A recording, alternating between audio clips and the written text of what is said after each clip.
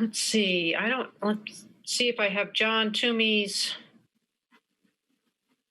phone number. I can call him again if you want, Gwen. Oh, that'd be great. Do you have his number, Jim? I do, and I'm in the process of sending him all the meeting ID and passcode by email right now. Oh, okay, great. Thank you.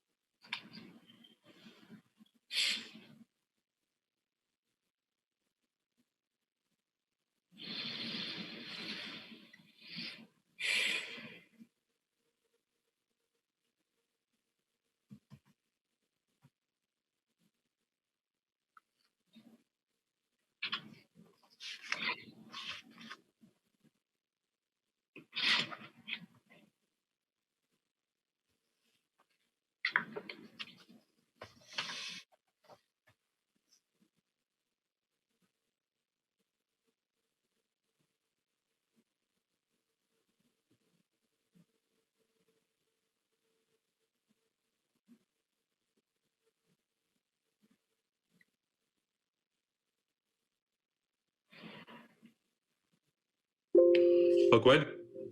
Yes. He just got home. He's just walked in the door. He's running a little late. He'll be on. Replying. So in terms of public comment, is there public comment?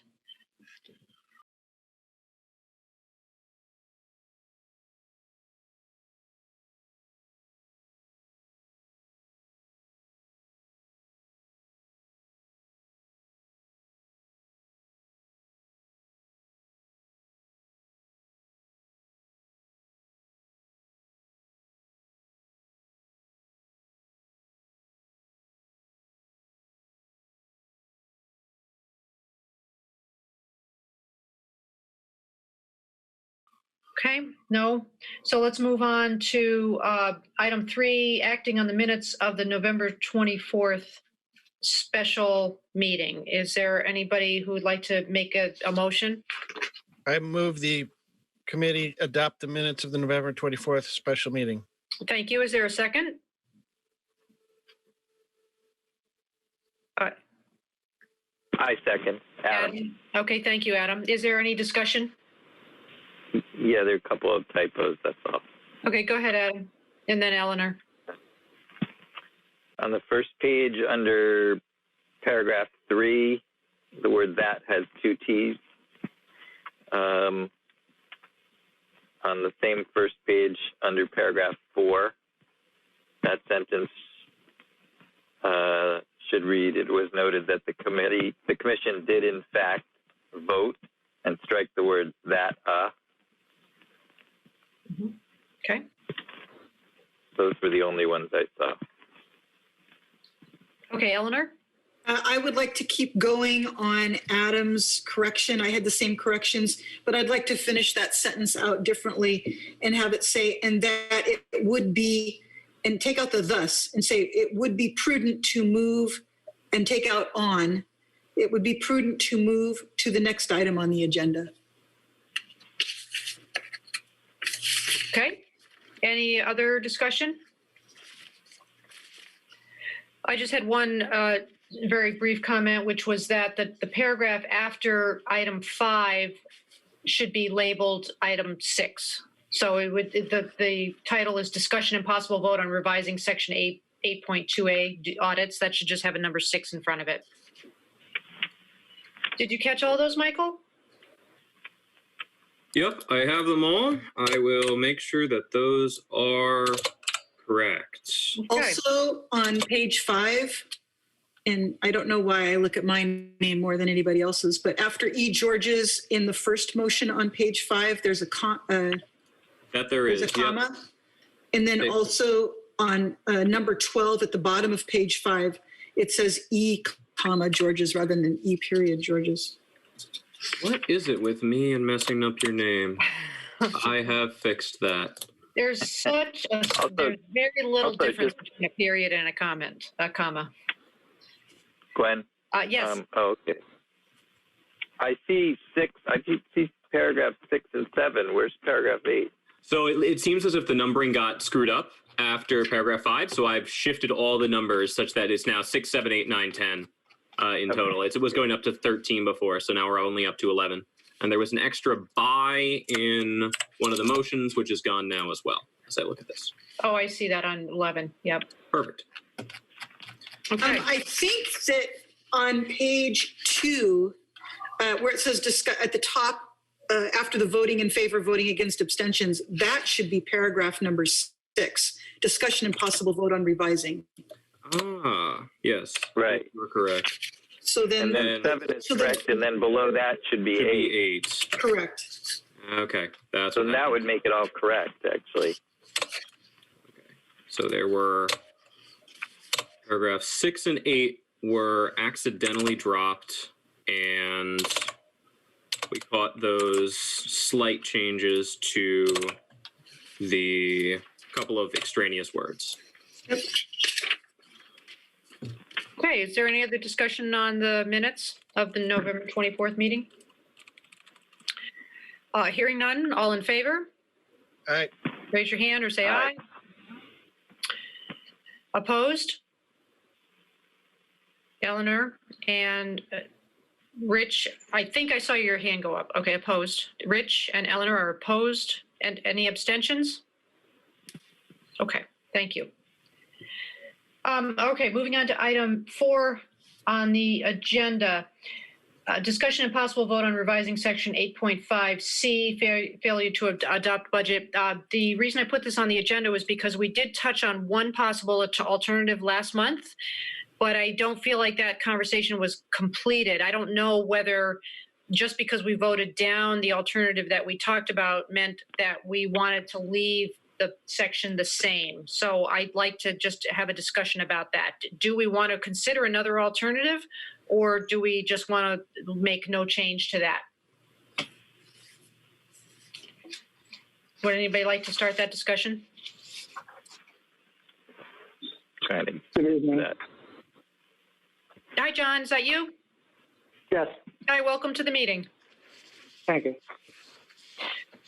So is there anybody who would like to address that issue?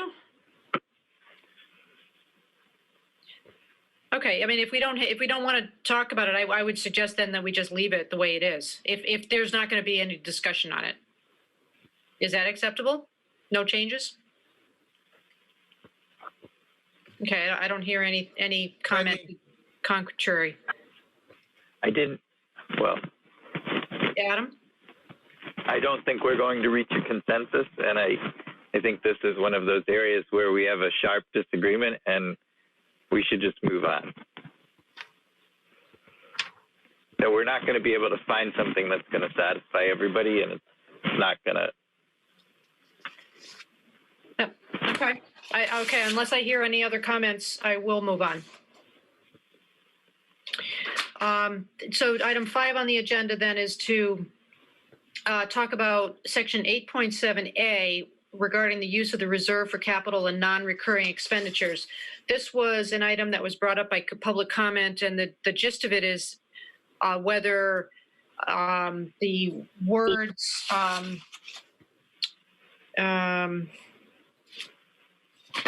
sorry about that. Let's see. Sorry, I don't have, it has to do with considering purchases of computer equipment to be eligible under this section, 8.7A. So it would require changing or the words any specific item of equipment that appear in 8.7A. That has been interpreted in the past by the Board of Selectmen to exclude purchases of computer equipment. And I know that the public comment was addressed to that issue. So is there any discussion about whether we should make a change to that section?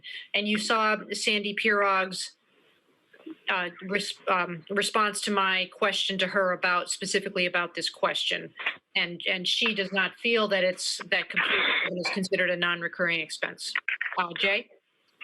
Yeah, so my initial thought on this was, I wasn't clear, but so my in the public comment, my read on it was whether we were allowing capital treatment for depreciation purposes or for amortization purposes for things like computers or things with a longer service life than a year. So in other words, if you run a business, you might book, you'll depreciate purchase software over 3 years, or you'll depreciate things over a couple of years, or I shouldn't say depreciate. You'll amortize the cost of that over a couple of years.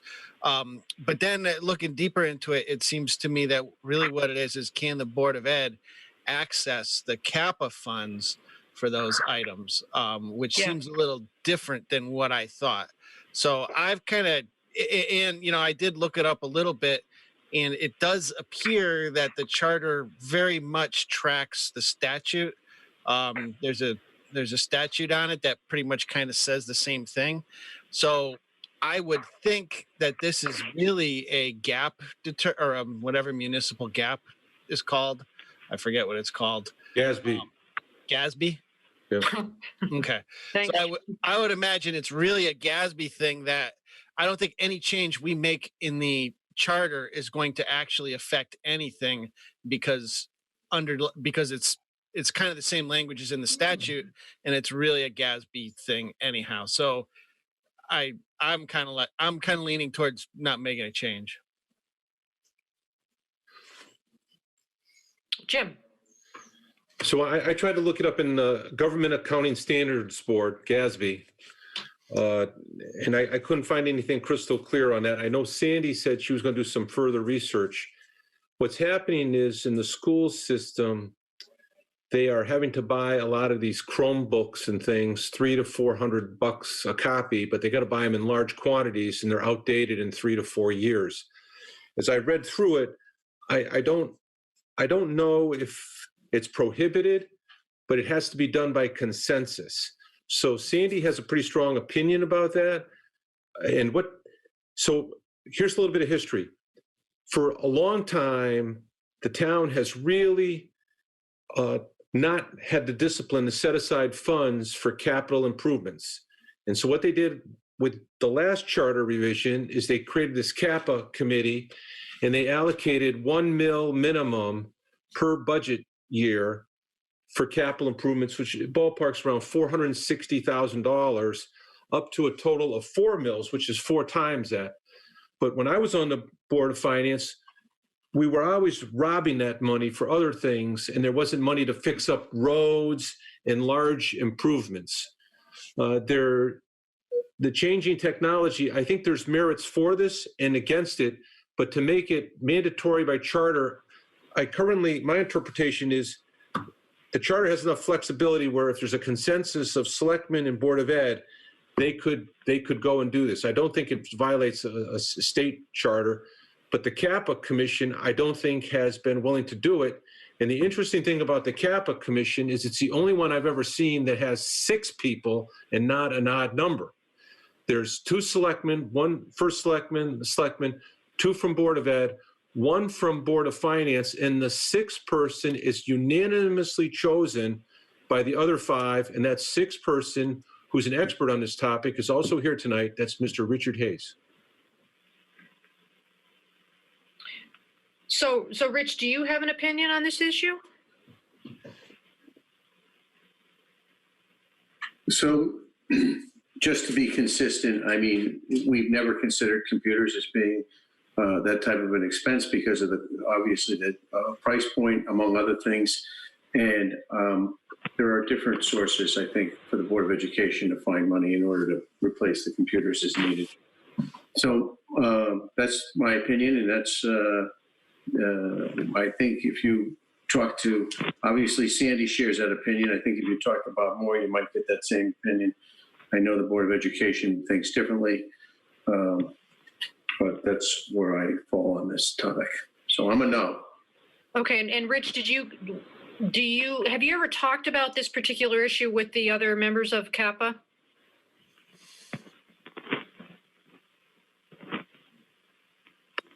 It comes up every year, Gwen. And what's the reaction with from the other members? Well, I think you know what Sandy's reaction is because she sent you an email. Most of the time, Bob Moore falls on that same side with Sandy. And obviously the Board of Education folks are going to fall on their side of the ledger. And so I agree with both Bob and Sandy. What's the Board of Finance position, Rich? Oh, Board of Finance doesn't, I've only been on Kappa, guys, for a few years now. I think this is the third year, actually.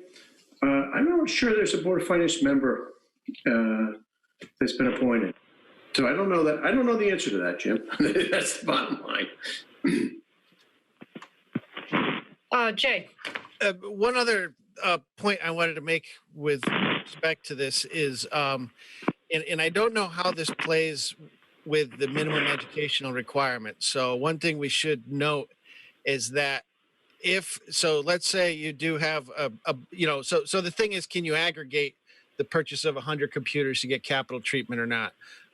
And one of the questions I have there is, I don't know how that affects the minimum educational requirement. So in other words, does that move the ratchet of per pupil spending up or not? So in other words, if the school board pays for those out of operational expense, does that move the bar up for next year's minimum educational requirement up?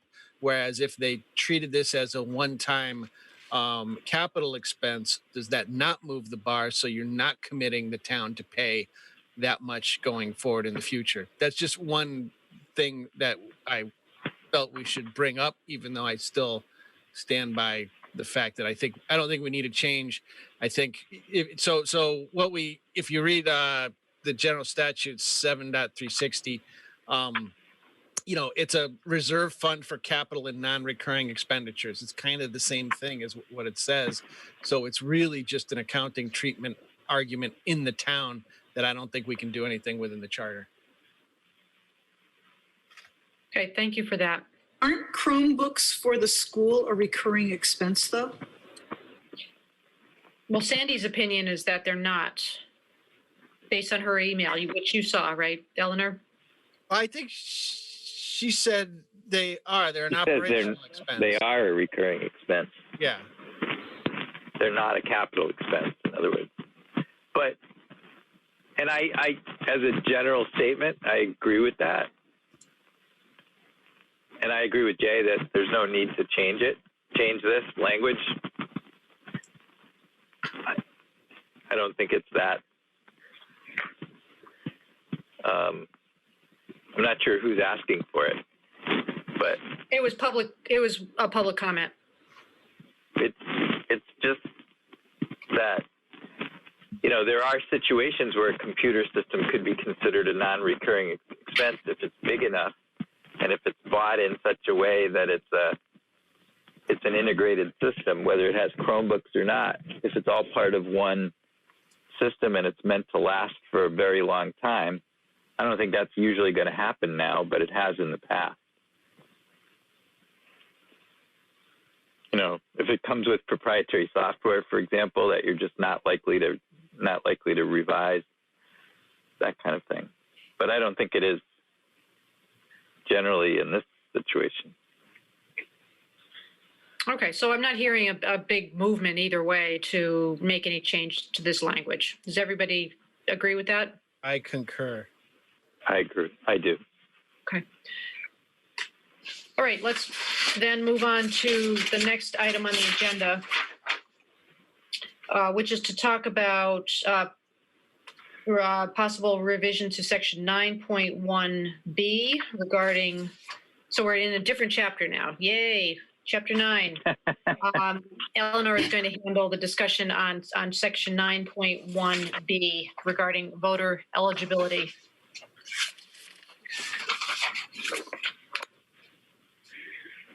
Go ahead, Eleanor. I actually, go ahead. Sorry. Oh, I'm sorry. Go ahead, Adam. No, please go ahead. Well, what were you going to say? You may save me time. I think we should change it to eliminate that provision. All right.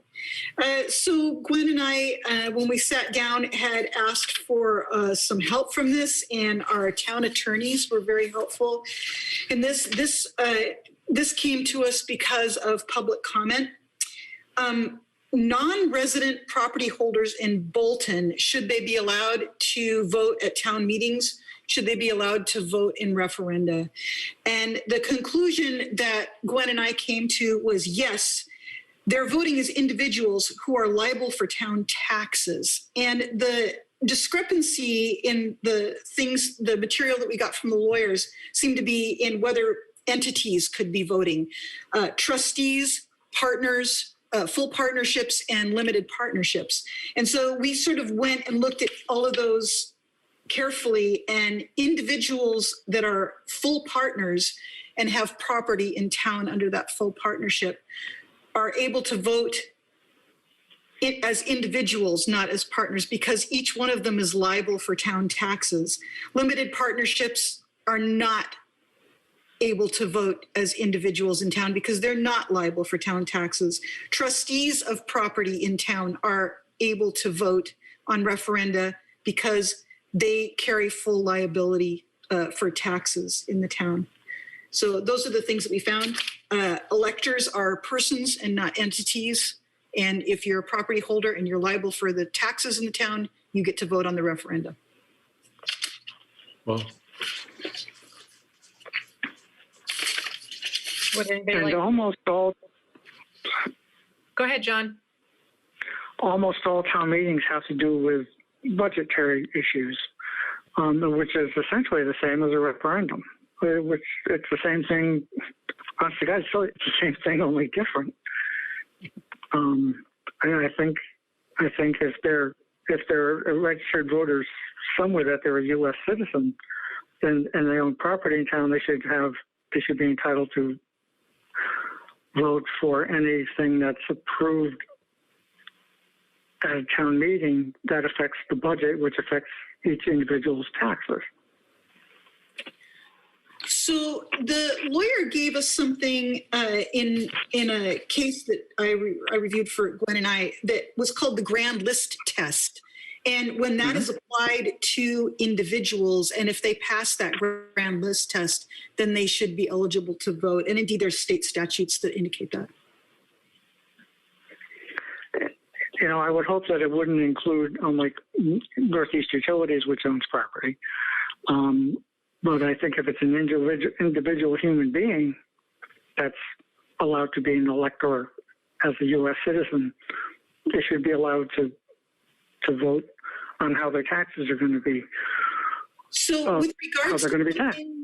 Right. So John, with regards to something like Northeast Properties, is that what you said? They're an entity. Northeast Utilities. So they would be an entity, and as such, they do not get a vote. Right. But if one person in that company is liable for the taxes for that property, they would get a vote. So the elector can be a person, but not the entity itself. Well, the corporation, I would defer to my attorney on this, but I think a corporation, are they a single entity that's actually an elector? No, they're not. So I could read this paragraph to you. While corporations, trusts, estates, and partnerships are not persons for purposes of voting in a referendum, individual members thereof may be, depending on the circumstances. What follows is a brief discussion of the various entities and blah, blah, blah. The threshold test with regard to any of these entities is whether or not they are listed on the last completed Bolton Grand List as a taxpayer responsible for an assessment of not less than $1,000. Adam? That's not actually what the statute says, though.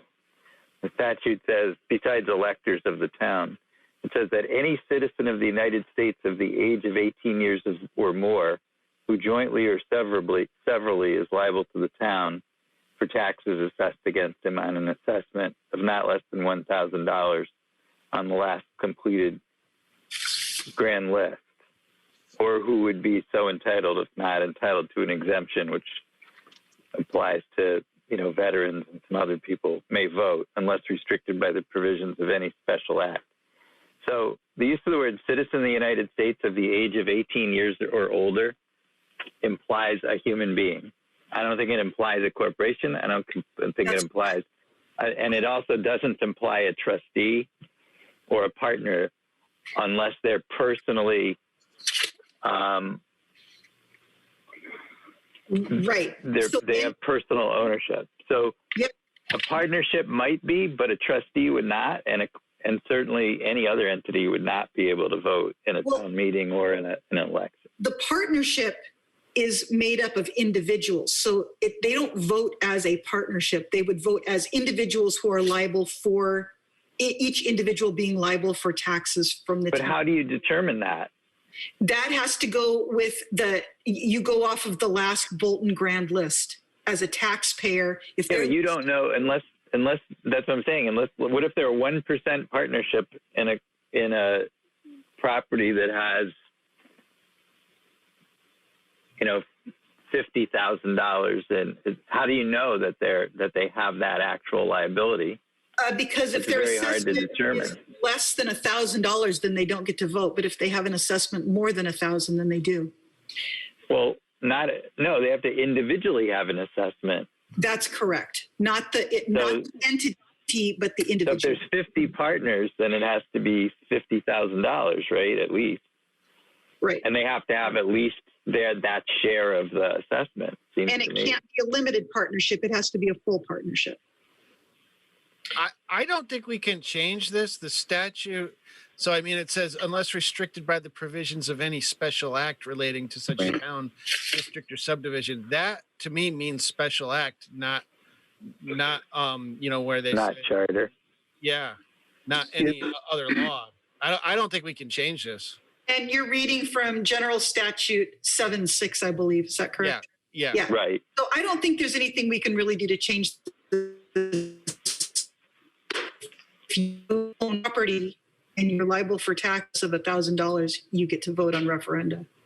Yeah, I think we have to keep this in perspective too. This only on Bolton's voter list, there's only 5 or 6 Correct. individuals that this affects. So if we were to say we should take this vote away, even if we decided we had the ability to do that, I mean, how really would that look to the public for us to be saying we're taking away the right to vote, even though it's a minimal amount of people? I think it just looks bad. It doesn't have a huge effect on it has more of an effect on the individuals who want to vote than it does on the total vote count that's going to occur. And the support for this change was that it's an inconvenience to be able to the registrars and to the poll workers to determine whether these people are eligible or not. And I don't feel that for the sake of inconvenience or making it more convenience for poll workers that we should disenfranchise people, even if it's 5 or 6 people. And it could blow up into to be a negative issue in terms of when we go out to the public with our potential changes. Here. Did anybody else want to speak on this issue? Well, I just want to add one thought, because in reality, I don't know when this was written, this statute 7.6, but I've been reading it for the last minute or two. It doesn't say you have to own land. So it just says you have to be on the grand list. So the reality of it is today, $1,000 isn't what it used to be. And you could have an automobile that you could register in one town and pay the tax on it, and it could exceed $1,000. That gives you the right to vote in that town. Well, that you wouldn't probably, because it has to be registered at your residence, but a business could have more than $1,000 in personal property. Sure. And you could be a partner in that business, and it could be operated out of a leased building and not own anything. But I think it's academic. I mean, clearly there's a consensus to keep it the same, and I think we should just go ahead and move on. Yeah. So is anybody willing to make a motion on this? Need a motion, or are we just gonna blow by it like we've blown by everything else? I'd like, Yeah, like we did the other. Yeah, we don't need a motion because we're not changing anything. Yeah, right. okay, so everybody agrees, no change? Yep. Yeah. Okay. Okay, so now we're going to move on to items, I'm going to do a general overview of items 7, 8, and 9, and then we can take them individually. The general issue here is talking about the threshold at which items concerning borrowing, special appropriations, and town grants that are decided at special town meetings, whether that threshold should be lowered, which would mean that those items, that there would have to be items moved from town meeting. Instead of going to town meeting, they would go to referendum. Eleanor's and my recommendations are that we do feel that the threshold should be lowered.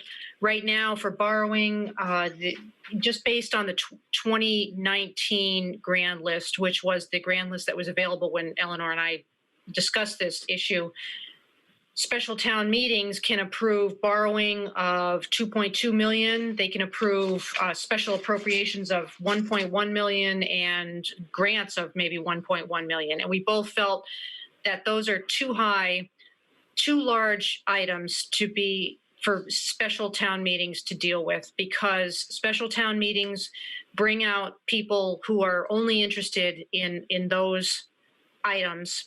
So it's a small representation of the opinion on that particular issue. It's also it's a situation where it can be very awkward if you know that your friends and neighbors are right there sitting next to you and they might be on the other side of the issue, and it's an awkward situation to be voting against those your friends and neighbors. And also a lot of people often can't make a special meeting, whereas a referendum is the whole day. It gives more people a chance to vote. So it's a broader section of opinions on a particular issue. So we do feel that the thresholds should be decreased. And so that's the general overview. And then the other subsidiary questions from that are that if you all agree to the decrease, which we will talk about, we would also have to talk about what is the ballpark amount that should trigger the referendum versus the special town meeting, and also what should it be tied to? What right now there are certain percentages tied to grand list and I think annual budget. So what should we change those? And thirdly, the borrowing and the special appropriations have one threshold, and then the grant has another threshold. So I don't know why the grant threshold is different from the other two. I mean, the trigger mechanism is different from the other two. So we should talk about possibly making all three of them the same.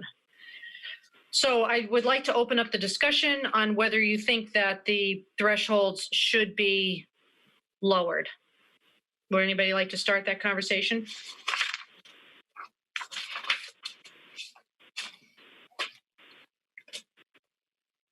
I'll just back you up. In our meetings, we went and examined a few other towns, and their thresholds were much lower than the one Bolton has, and they're bigger towns. So it just seemed to make sense to lower the thresholds. And in our memorandum, we did point out a number of different towns' tests, like Mansfield uses an amount of 1% of the annual budget for town meeting, and then a referendum has to occur if it's greater than 1% of the annual budget.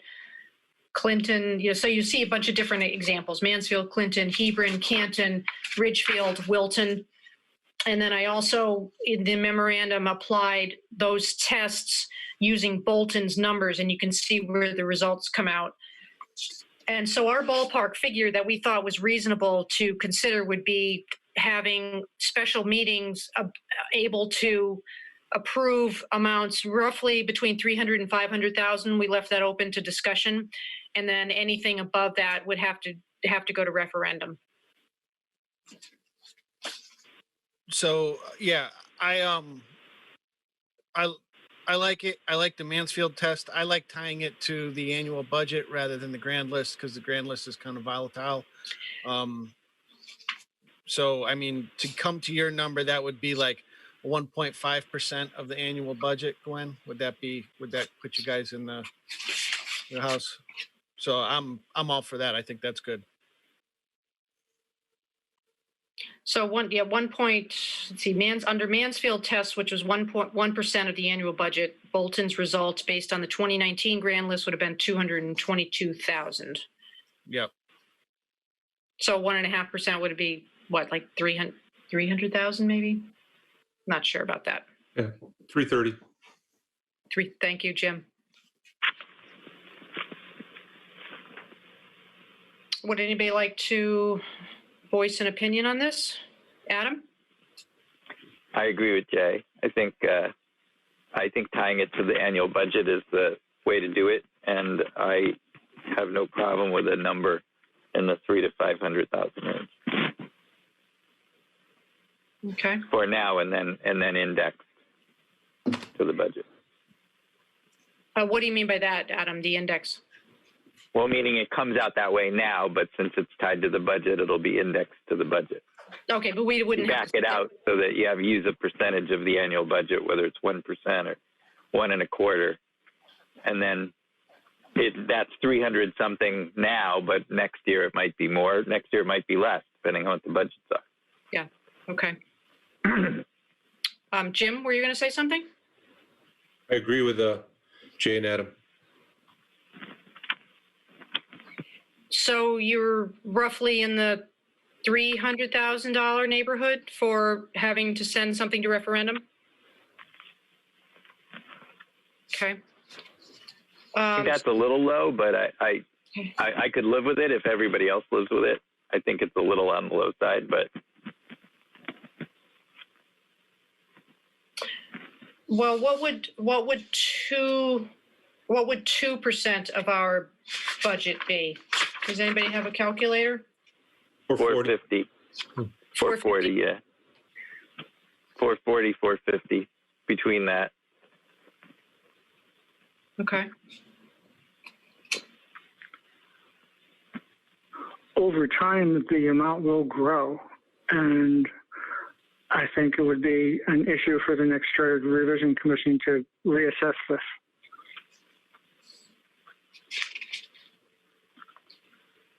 Okay, so how does the commission feel about linking the threshold for referendum for? We'll take votes on these separate issues, but we're talking. I think that all three issues can be dealt with together: the borrowing, the special appropriations, and the matching grants. I don't see a difference there. So is everybody okay with that idea of linking all three of those to 2% of the annual budget? Yeah, I think I like the 1.5% better. Okay. What is 1.5% then? Is you said it was 330? Yeah, 330. About 330 in today's dollars. Yeah. Okay. I mean, I just feel like, so here's my feeling. I feel like there are certain expenditures which go through this process, which could have easily gone through the budget process, right? They're long-term, well thought out expenditures that should have been appropriated for via budget. I don't know how to deal with, there's an opportunity for the town to buy something, but that needs to go to town or referendum anyhow for a large purchase of land or something like that. So I kind of think keep it kind of low and things should go through the budget process. I'm trying to think. So Adam, what I'm trying to think is, what are other examples where, moving quickly would be the key that's not covered elsewhere? You mean having it go to referendum versus being in the budget process? Is that what you mean by going fast? Well, yeah. I mean, to me, this is a process that should be done. Special town meeting versus. for unexpected expenditures, right? I can give you one. Okay, yeah. go ahead. Adam? And I think it actually happened this year, didn't it? There was a blowout of and- drainage structures on Enrico Road, and I thought it was like 250,000 plus. Right. They found it basically from a combination of COVID, like money that wasn't spent from something, and then or left over, and then didn't we have to have a special town meeting on that? So that's the kind of thing. Yes, that could happen, or a natural disaster could cause it. If we had a really bad storm and a whole bunch of, town buildings where roofs were damaged and we needed to get them fixed right away, and you had to either borrow the money or spend it. You could have, a terrorist attack, lots of things, right? Towns have gone through that. I just guess that, you hope that you have at least some play in your budget for contingencies if you had to, but if you had to borrow because you needed short-term relief, sometimes it might happen in an emergency. Yeah, that's why I think I thought 300 was too low. I think a little higher than that, 400, 500, somewhere down there. But I'm not. I could live with 1.5% if everybody else is satisfied with that. I just think that once in 15 or 20 years, you're going to have a problem. Yeah. So tell me the last problem. Well, in other words, the problem where you'd have to get a referendum to approve that number, but it's a more of an emergency than a referendum can handle, and the town would have to scramble for the money. Give me an example of the last one that you're aware of in this town. The last one? Yeah. The last emergency type situation? The last emergency situation where we had to borrow money? Right. Well, I guess the one that just happened with the drainage, didn't we have to have a special town meeting to approve that? You didn't have to borrow any. You didn't have to borrow any money for that. No, but it was a supplemental appropriation, didn't we? Yeah. And we're using the same thresholds.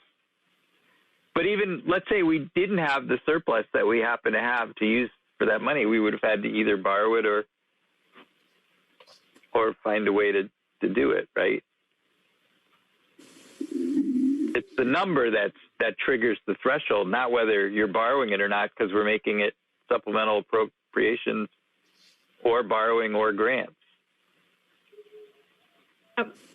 So is anyone willing to make a motion on this? Well, let's start with, it'd be 9.7A1 and 8.6D1, which is the threshold regarding special appropriations.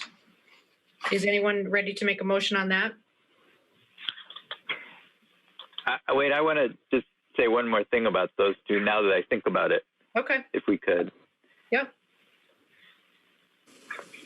There might be rationale to make a lower threshold for grants and supplemental appropriations, because if the threshold is for borrowing, but it turns out you don't have to borrow to meet the grant obligation or to meet the supplemental appropriation. For example, if you have a surplus from the prior year, or if you have unexpected income from some source, is there still the same need to have a referendum before you agree to do it? Is there still the same? If the money's already there and it's not going to increase people's taxes or increase the borrowing? Well, but it's the town the town portion of the grant. So I mean, it True. still is the town's money. Yeah, but it's not being borrowed.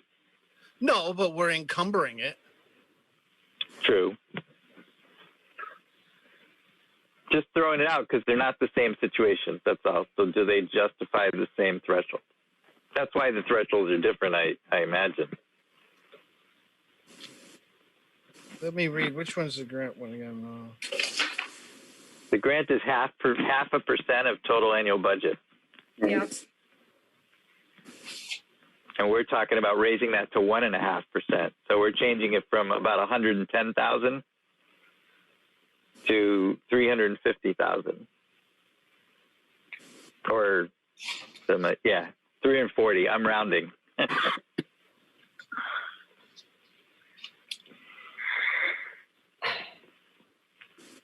I think the current threshold for grants is about 1.1 million. Because it's 0.5% of the total annual budget. Yeah, the total annual budget is 1% of the total annual budget is $222,000, according to your figures. So 0.5% would be 111,000. No, the fiscal year ending 6/30/20 budget was 22,253,789. So Right. unless I unless I did my it. math wrong. I think you're off by a decimal. Oh, really? 0.5%. Well, no, you have it on page 5 of your memo. You say 1% of the annual budget is $220,000. Yeah, and so, yeah, I think half a percent would be 111. So instead of 1.1 million as you have it, Gwen, on page 4, it should be 111,000 when you describe what the grant size is.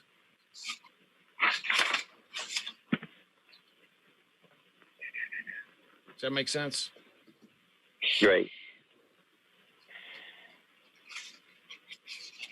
Because 1% of 20 million is 200,000. Oh, okay. And 5% is 1.1 million. Right. Okay, so it should be 111,000, not 1 point. Right. Okay.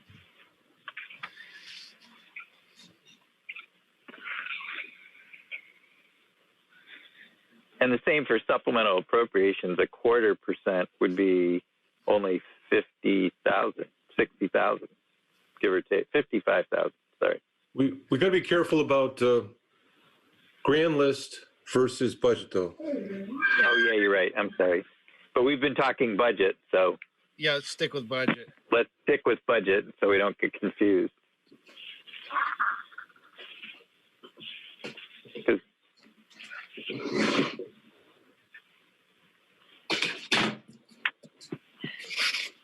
there's a grand list.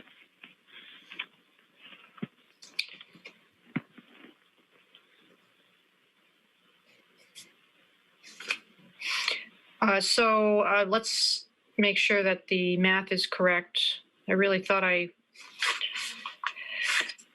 did this correctly. Let's talk about, so the borrowing, which we're talking about in section 9.31. 1.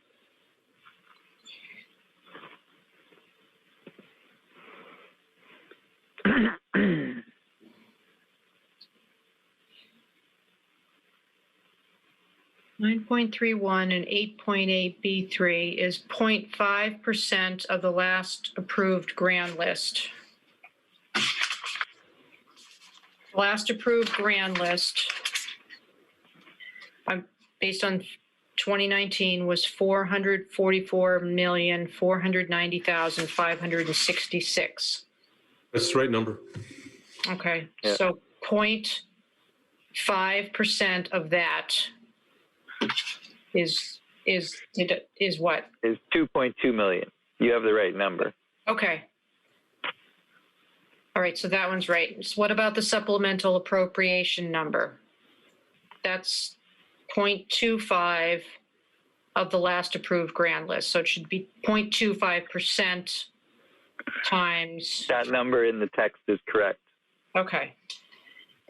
And so, but then the grant number is wrong, 0.5%. Well, that one says total annual budget. Yeah. I don't know if, is that correct?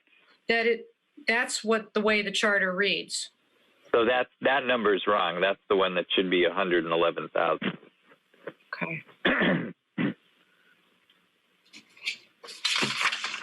Okay.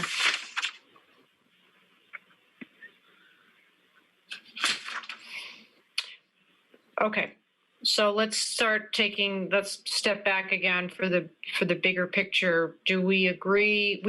We are agreeing somewhere in the neighborhood that the amount of these decisions that should go to referendum instead of town meeting should be roughly, but we've been talking about 330,000 to 450,000, which would be somewhere between 1.5% or 2% of the annual budget. Are we all on the same page roughly about that? So are you talking about for all three categories? I am. I mean, that's what I'm throwing out as an idea. If there are different ideas, let's talk about that. And we're talking about the threshold for requiring a referendum, right? Yeah. Right. Not Yeah. the threshold for requiring a special town meeting. Right. Right. Okay. Yeah. So I agree. I'm sorry. I didn't. Go ahead. Okay. So I agree. A threshold for referendum for borrowing at 1.5% to 2% would be fine with me. I'd prefer 2%. If everyone else settles on 1.5%, I'm okay with that. Of the grand list or the? No, of the. I'm always talking budget. Okay. Let's just assume that if I open my mouth on this, I'm talking about the budget. Okay. So they won't be confused. A threshold of 1.5% to accept a grant to go to town meeting, to me, would be as high as it ought to be. I think 2% is too high. I think 1.5% is too high, but I think 2% is definitely too high. I'm leaning on leaving the grants as is, because that one's already talking about index to budget. Yeah, I mean, I would say that's what I'm saying. I think I would rather just leave the grant one at 0.5%. Okay.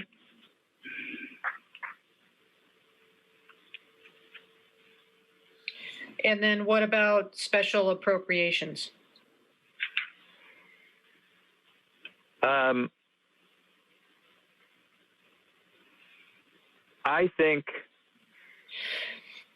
think 1.5% is the right number for that one.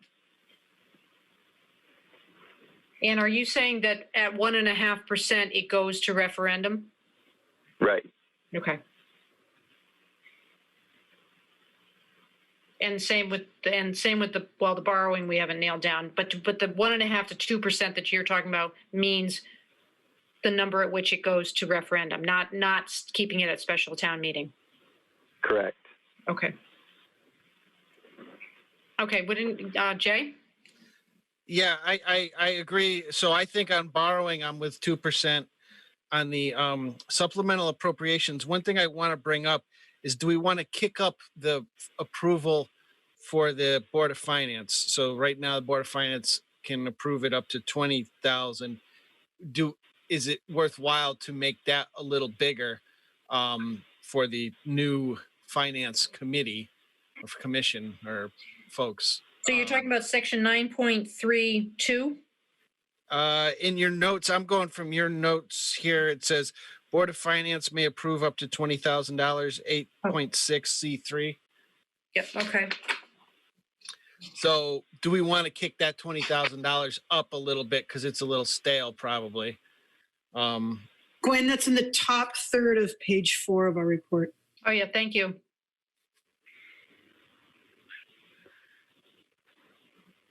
So, but other than that, on supplemental, I think, yes, 1.5% of budget is the place for that to be, to trigger a referendum requirement. In grants, I would leave the same. Okay. Does anybody have, maybe Jim, maybe you could address this issue about the Board of Finance and supplemental appropriations, since you have experience on the Board of Finance. And John, you too.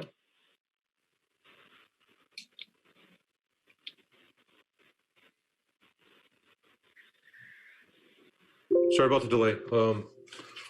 The problem with $20,000 is it doesn't self-correct over time. It's a fixed number. Mm-hmm. And I thought that was a good observation. That's pretty low threshold. And whether it's Board of Finance or Finance Committee, I think they should be empowered to have control over a bigger number than that. And it also should be linked to, I think the budget is a lot better than grand list for something like that. Percent of the budget. The other thing I would like to comment quickly is, we're talking about 330,000 or 440. To me, it's academic. On top of that, when we get done, it goes to the selectmen. If they take exception to it, I think they should just edit it as they see fit. So in terms of our docket ahead of us, I'm okay with either number on that topic. Okay. But so you would suggest in 8.6C3, changing that instead of having a fixed number, and that number actually appears a number of times in our charter. So you would suggest changing those to be linked to something else, like the budget, putting in a percentage. What I would recommend is that I'd hate to do that off the cuff. I think 20,000 is small. This is gut quick reaction. John Toomey may have an opinion different, but also instead of having to be a fixed number, get it linked to a percent of the budget. And it might be something for us to close out at our next meeting so we can have a little time to ponder that. Okay. Does anybody else have any thoughts on that issue? Okay, then do you feel that we are, we've talked about 1.5 to 2%. Why don't we nail down that number so that we could somebody could make a motion on it? We have talked about the threshold of borrowing that has to go to referendum being somewhere between 1.5 and 2% of the annual budget. We've talked about 1.5%. Leaving the grant section the same. We talked about 1.5% for special appropriations. So why don't we nail down that number, the 1.5 to 2% number for the borrowing? Does anybody have a strong feeling about that?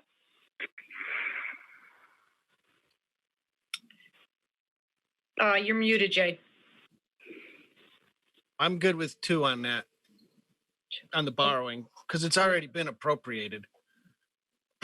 So would you like to make a motion? Sure.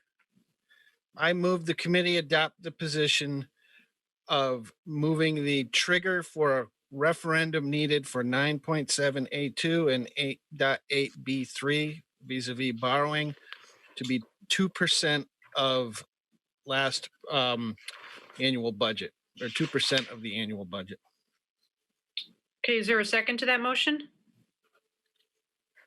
I second it, Adam. Okay, is there any discussion?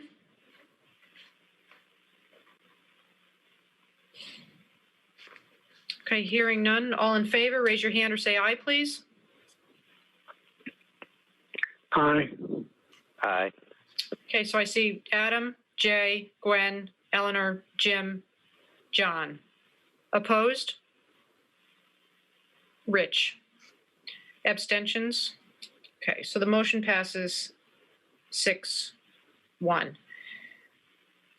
Would somebody like to make a motion pertaining to special appropriations, supplemental appropriations, which would be sections 9.32 and 8.6C5?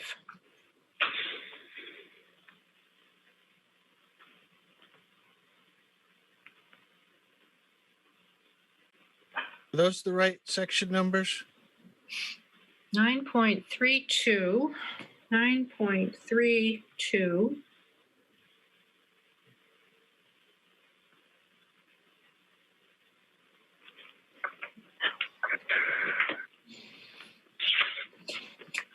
Mine has the- 8.6.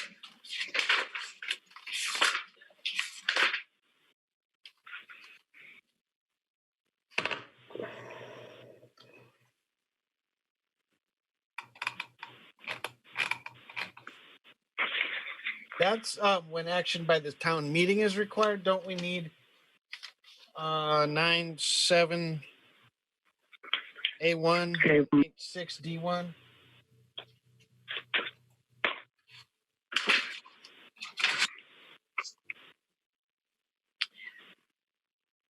Yeah, I think the references that are on the agenda, 9.7A1, 8.6D1 are correct. Okay.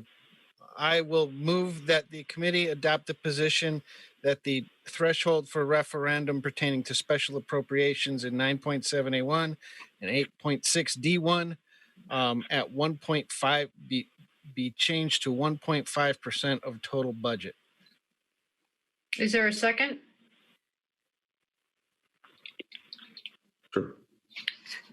Jim, are you seconding the motion? Yes, I am. Thank you. Is there discussion on the motion? Okay, hearing none, all in favor, raise your hand or say aye, please. Aye.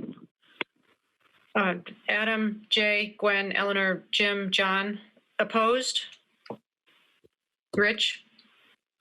Abstentions? Okay, the motion carries 6-1. And so then we had discussed not changing the section pertaining to the level of grants, which was 9.35.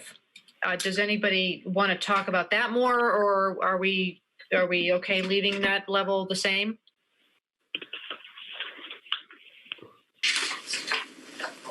I think it's time to move on, Gwen. Okay, I don't hear any discussion on that. So we'll leave that the same. Okay. All right, so we're on item 10, which is discussion and possible vote on revising section 9.9 regarding the use of paper ballots at town meetings. And Eleanor, I think that you're going to go over that, aren't you? This was also brought to us, I believe, by public comment, and it's about use of paper ballots at town meetings. Should a motion be granted without a vote? And we have a parliamentarian here, so probably the answer would be no. But what we would like, what Gwen and I discussed on this was that if someone would like to have a paper vote at a town meeting, that we think it should be allowed without vote.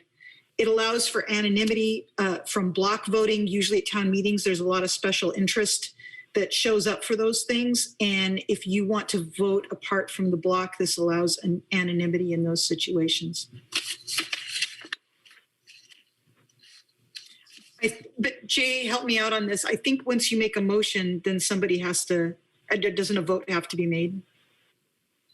You know, I don't know, because that could technically be a whatchamacallit, point of order or something. I don't know. I didn't research this. Let's take a look.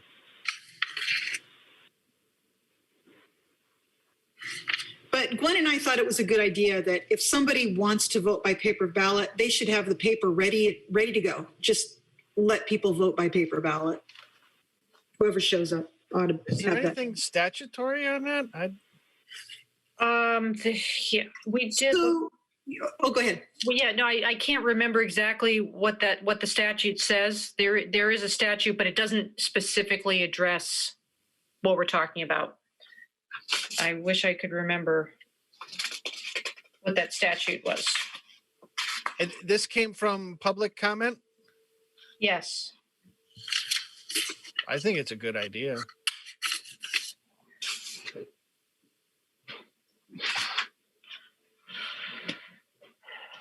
I'm gonna see if I have anything in my folder about. I actually looked for statutes and I didn't find any on this. You didn't. That Okay. were particularly referenced that you and I had gone through. Oh, here, look, check out. Sorry, 7.7. Yeah, 7-7, right. A very complicated statute about when paper ballots can be required. See, it says the second to last line, or the last line, the vote on any item on the call of a town or other municipal corporation shall be taken by paper ballot if so voted at the meeting. If no petition has been filed requesting paper ballots beforehand.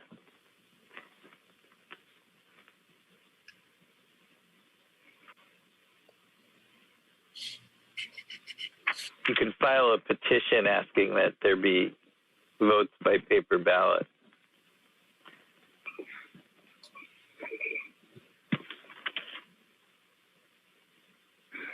And then farther up, except as otherwise provided by law, all questions arising in such meetings shall be decided in accordance with standard parliamentary practice, and towns, societies, and municipal corporations may, by ordinance, adopt rules of order for the conduct of their meetings.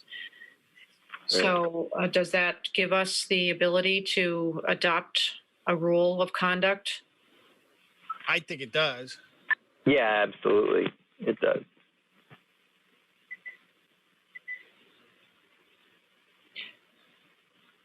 So could we adopt a rule that says if a request is made at a meeting to use a paper ballot, that request shall be granted? So let's think about just a couple things. So I think it's a good idea. And maybe it's not even a motion. Upon the request of any, elector present, they can trigger the paper ballot. Maybe you don't need to even have a motion. It's just by request. But the question I have is, so for certain things like a motion to reconsider, how do we know if somebody voted with the prevailing side, right? So there are certain things that happen in Robert's rules. Now, in practice, this doesn't happen at a town meeting because there's one vote and everybody goes home, but you could vote for it. So if you vote on the prevailing side, you're then allowed to make a motion to reconsider. If you did not vote on the prevailing side, you're barred from making that motion to reconsider. A paper ballot, that would be an anonymous paper ballot, right? Yes. Right. So it would make that point. a little difficult. Sorry, I'm just over lawyering this, but it's it could happen. I don't think it would happen, but. Can you give me an example, Jay, of where you've seen a motion for reconsider after somebody voted in favor? Well, it can be a tactic. You can actually vote in favor of something that you don't want because you know that the people that are screwing you up have to leave at 8:30 and you're going to still be in the meeting till 9. And they leave and a sharp parliamentarian can use that to their advantage, right? Now, like I said, practically in a town meeting where there's usually one item, it's not something that's going to come up. But if there was multiple items, and the big item was first, and then there was a couple little stupid things to talk about afterwards, everybody goes home. Somebody who voted for the big thing can then bring that back up and kill it. Adam? Yeah, although that's the kind of tactic that only works once in a decade, maybe, because people and there are such things as petitioning for a referendum if people really are pissed off about it. So it's not irrevocable. No, I don't think so either. I'm just exploring what could happen with the paper ballot. Oh yeah, I still think it's a good idea. I get it. Although if the tactics that people use around this country filter eventually down to small towns like ours, we're all doomed anyway. So.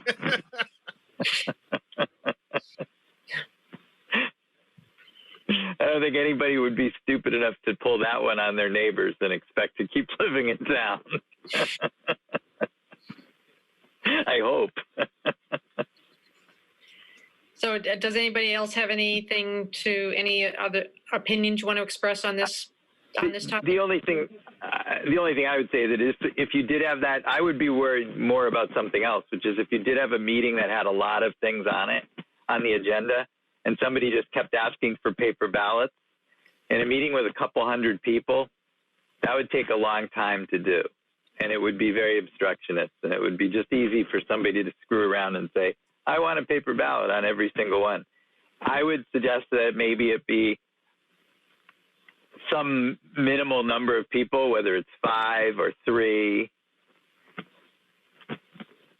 I don't know, not more, maybe not just one, because one is a gadfly. Wait, what do you mean by that? I don't understand that comment, 3 or 5 people. What do you mean by that? Who requests a paper ballot. Oh. Not a quorum, not a majority, but a non-singular number. Because, there are a lot of people who love to show up at meetings and say something just to be a jerk. And I could see somebody being a jerk and just showing up at every town meeting and say, I want a paper ballot. And then we've got to spend an hour on something that's a 90 to 90% win.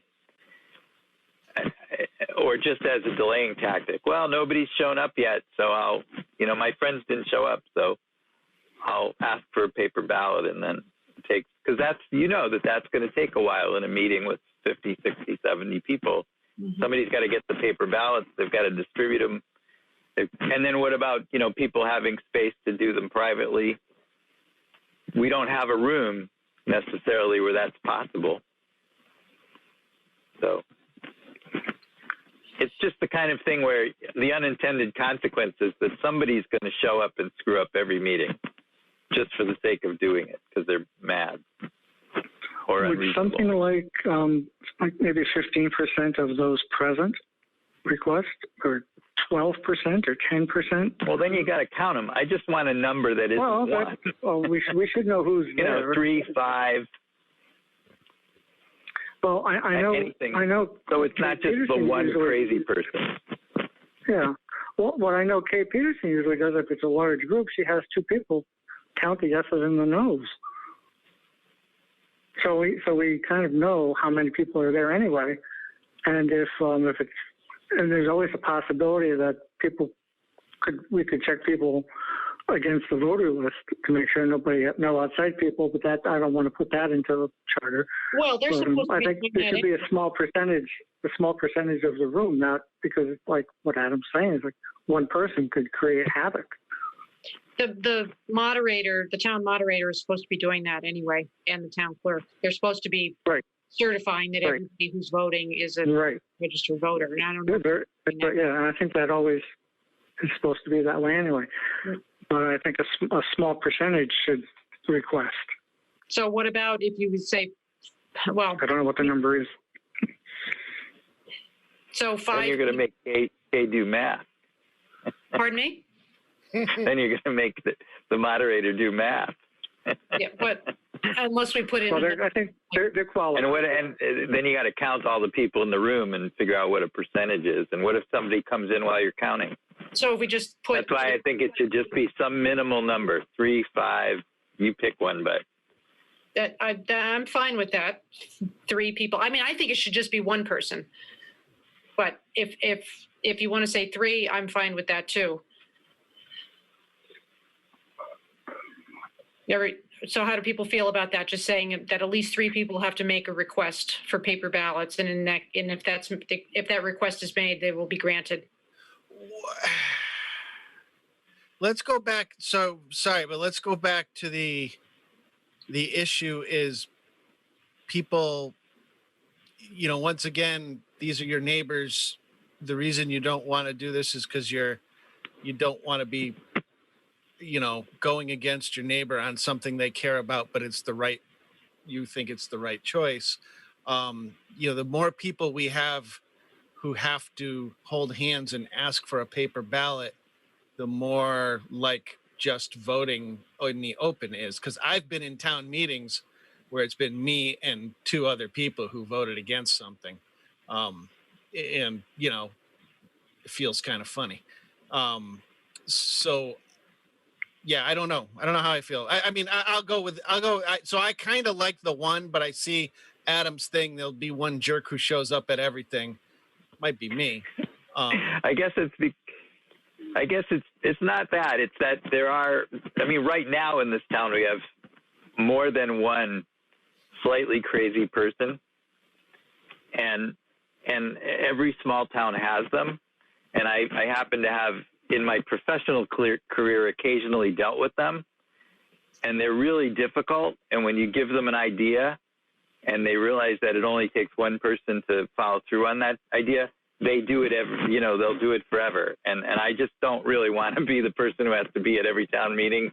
And then, we've got to have a paper ballot over, not because somebody's shy, but because somebody wants to screw with us. And if you make the number one, you run that risk. I'm not. Yeah, again, you've convinced me. I'm throwing it out there, but I've actually lived through it. So, not in a town meeting context, but in other contexts. And there's been incidents in town with somebody who's been doing this, the legal equivalent of this in the courthouse for the last year. I'm a majority of one kind I think of person. it's a reasonable number. Yeah, you've convinced me. Okay, so is anybody ready to make a motion?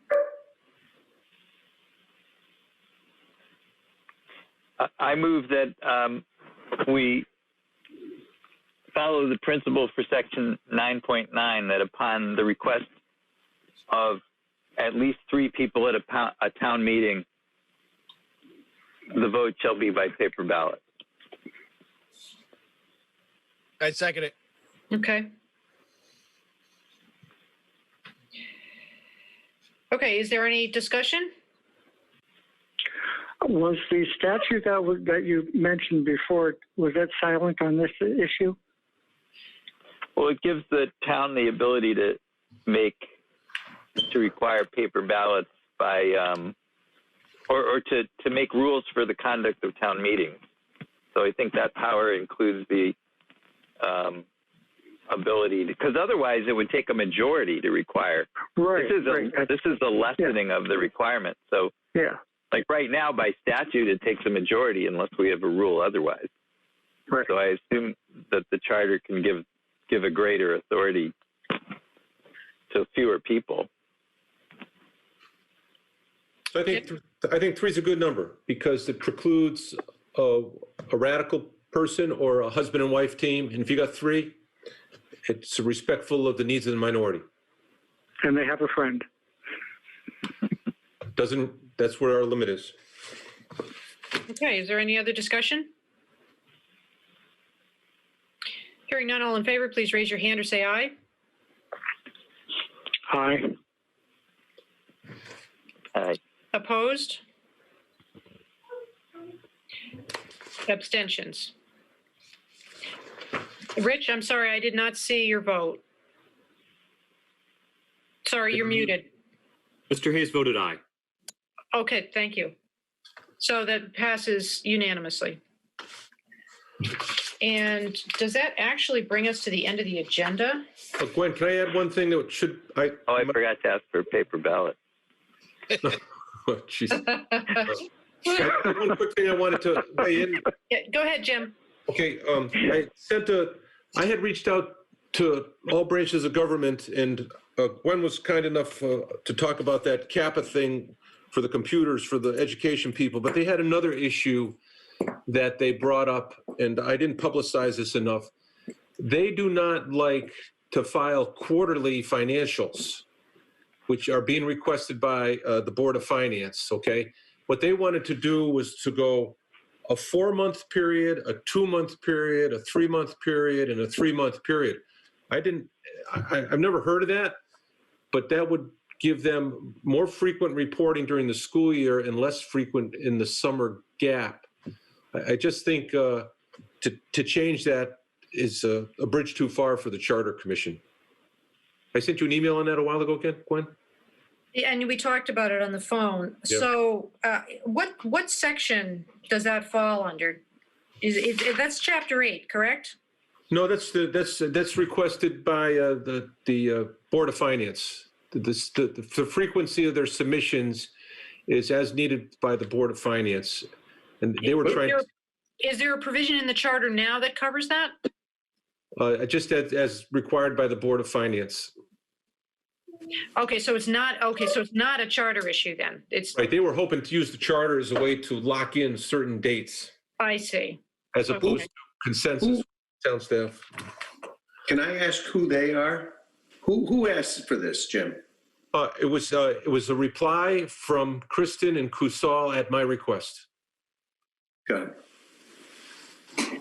Okay, so they asked for something, they asked for something that's not in the charter now. Is that correct? That is correct, yep. Okay, so do you see any reason why we'd need to put that in the charter if it's not in? No, I don't, but I just, in terms of disclosure, I reached out and this is like the lingering effects of the subcommittee on finance. And when I reached out to the town, we made 8 or 10 changes at the prior meeting, all with, like they wanted an extra month extension because the audit isn't ready on time. I thought I was asking similar questions, the education community. And there are 2 big issues. We covered the biggest one, which is the purchase of technology. And another one was the frequency of submitting financial reports, which is governed really by the Board of Finance. The Board of Finance links it into the needs of the Director of Finance for filing information to monitor what's going on with the budget. When it's non-quarterly, I just think it's a bridge too far for us to even contemplate. Okay, so you're just raising this because this is a comment that they made to you. I wanted to make sure everybody on the Charter Commission knew it. Okay. Does Okay. anybody see the need to discuss this any further? No. Okay, It sounds like something they should take up amongst themselves. Yeah. okay.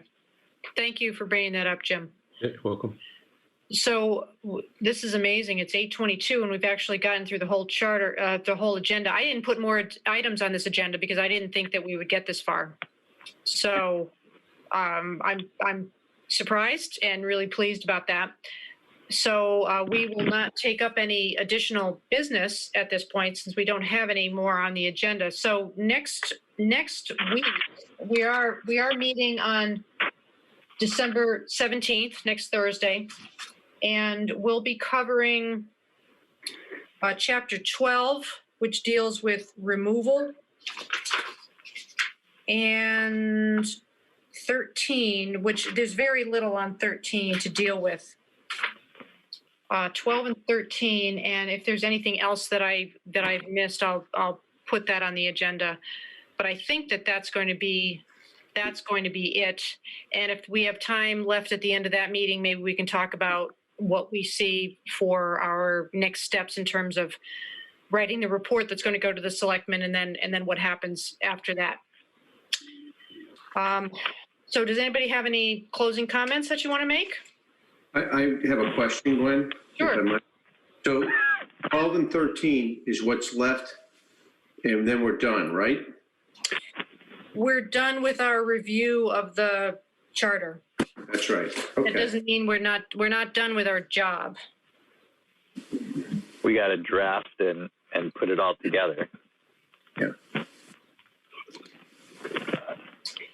Okay, any other questions or comments? All right, so the meeting's adjourned at 8:24. Thank you all again for all your good work, and we'll see you next week. Thank you. Thanks, Gwen. See you then. Good night. Bye-bye. Good night. Good, everyone.